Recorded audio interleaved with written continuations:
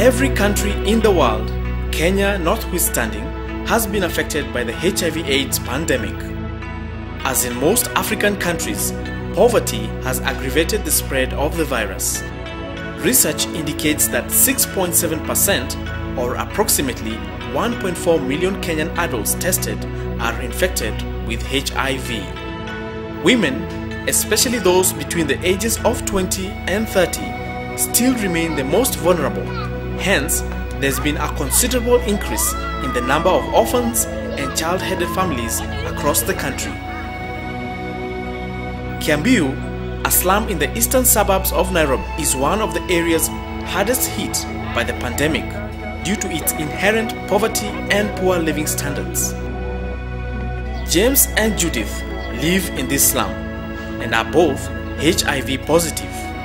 Like many other infected people here, they too discovered their status in different circumstances. Mimi nikienda kujijua first, si kwenda kujijua juu nilikuwa mgonjwa. Tulikuwa tumekosana na mzee. Ilikuwa 99. Nilikuwa na mtoto wa kwanza ambaye ni huyu hapa nje, na akafikisha miaka 3 kama sifatishi. Mzee akaona sisai.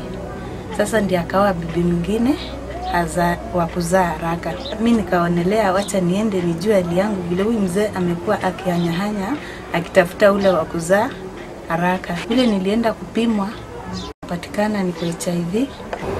Nilifikiria tu siku moja nikaona vile hii ugonjwa umetokea, nikachukua jukumu nikaenda VCT tu peke yangu. Na nikaenda na nikapigwa na nikajua hali yangu. Hiyo ilikuwa ni mwaka wa 2002.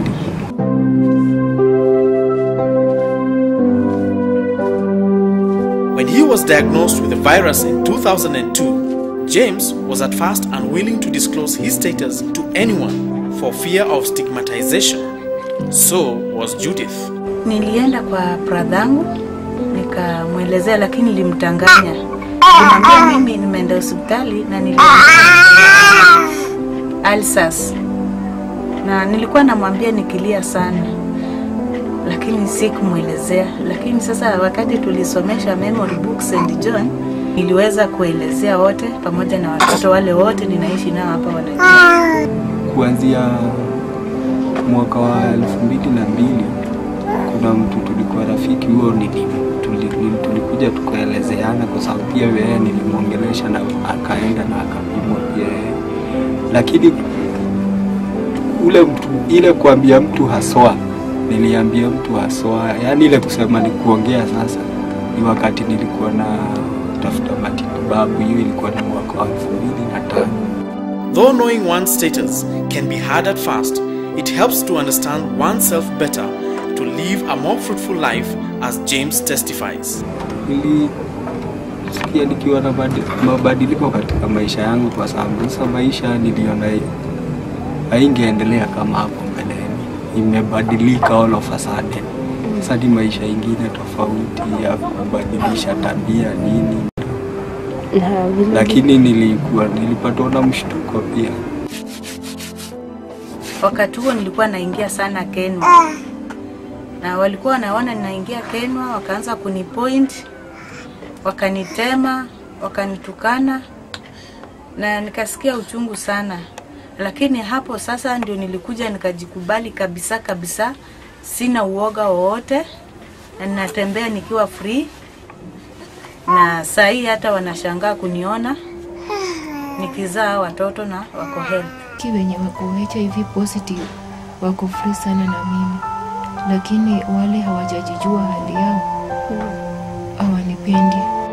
Now that Judith and James have accepted their status, they are living more healthier lives and are part of a larger community support group that has come together to fight stigma and help one another cope with the day-to-day challenges. Wakae wakielimishwa kila saa, kwa sababu wengi wachache ni wale tunajijua na tunaongea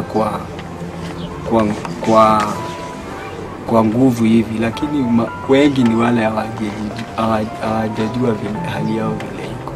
Na sasa wanafaa wajue vile wanaishi ndio waweze sasa kuanza kutenga wengine.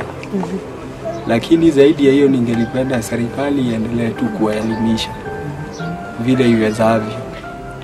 Mi kwa maoni yangu kitu ningeonelea watu wote tu wakuwe wanatembea kwa kila mtu apimwe ndio ajujue kwanza ndio awaje kuongea kwa mwenzake akimpatia hizo stigmas. Vile ningewaambia, unajua sasa ukishajulikana labda hali yako iko hivyo uko pande ile mbaya, sasa ujue hapa mambo ni kifo au maisha.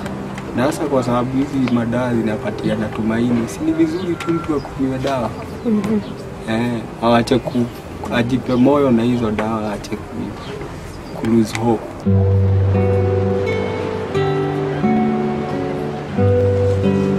But the greatest challenge of all has been the increase in the number of orphans and child-headed households. Melinda is a 12-year-old orphan living with her grandmother. She represents a growing number of children who have become breadwinners so early in life. Mko wangapi kwa familia? Hauna dada, ndugu? Na unaishi na nani? Shosho. Kwa nini unaishi na shosho?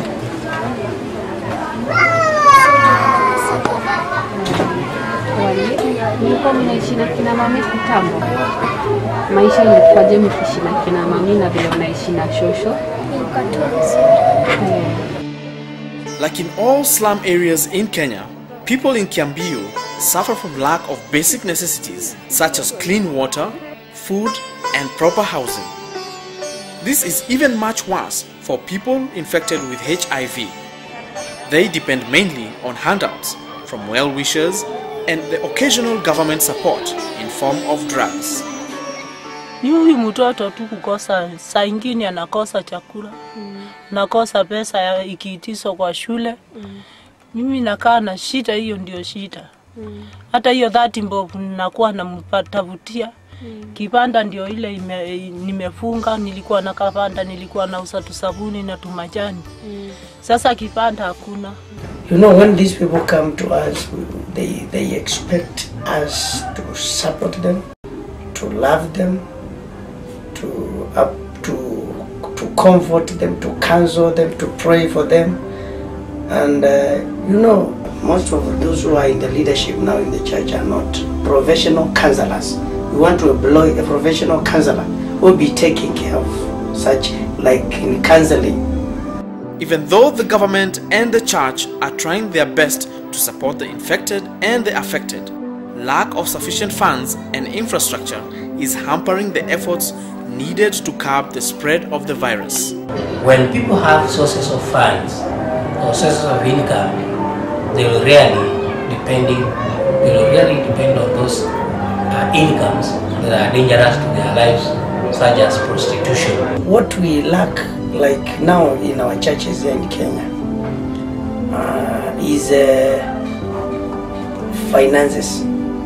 Like now, reach out to get this money which the government has released to help for such people.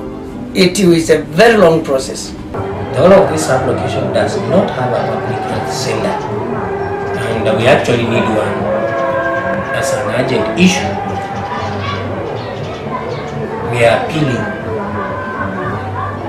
practically appealing to any donors or any agents that is willing to come up and support us to have a facility like a health center in this application that will cater for these needs of the people. Because people are dying. It's not that because HIV kills. They are dying because of these non-treatable diseases. Mbele yenu ni hospitali dhidi ya ukimwi. Tuko tayari kwa karia shairi juu ya ukimwi. Karibuni. Mimi nilikuwa kama wewe. Mwendo nilienda. Kuringa niliringa. Na wewe weza kuwa kama mimi. Kwa nini? Najua hali yangu. HIV positive. Njoni rafiki. Njoni rafiki. Tusebezane pamoja. Mioyo yetu ni mizito.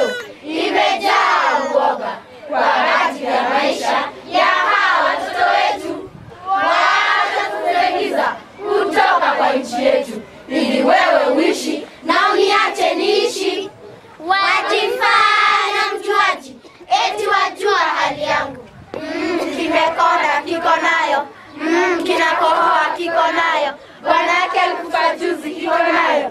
Je, unasema mimi nilikuwa kama wewe na wewe unaweza kuwa kama mimi? Na wewe Onyango, umepimwa damu mara ngapi? Na wewe Matamtam, umepimwa mara ngapi?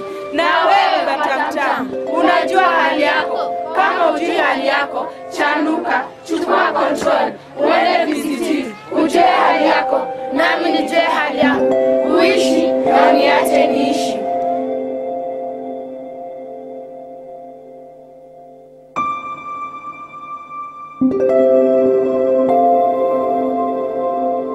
James, Judith, Mary, and many more infected and affected people in Kiambiu are taking control of their lives and are already seeing the fruits of their struggle.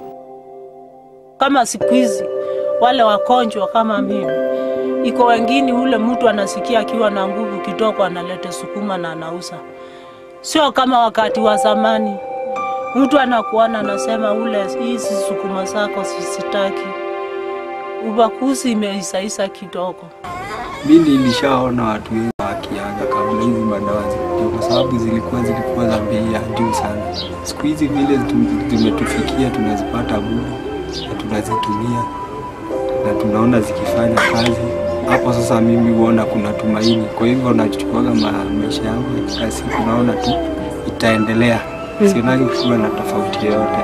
Ni wakati ninakutana na wenzangu ambao wameachiliwa kama mimi, na ninaona tuko wengi na sasa hiyo tuko pamoja, kila mtu anaanza kuongea yake. Na ninaona niko sawa. Ndoto yangu kwa maisha ni kuona siku moja wanasayansi at least wamepata tiba ya huu ugonjwa, na pia tuomba Mungu sana niishi maisha kama ya watu wengine pia.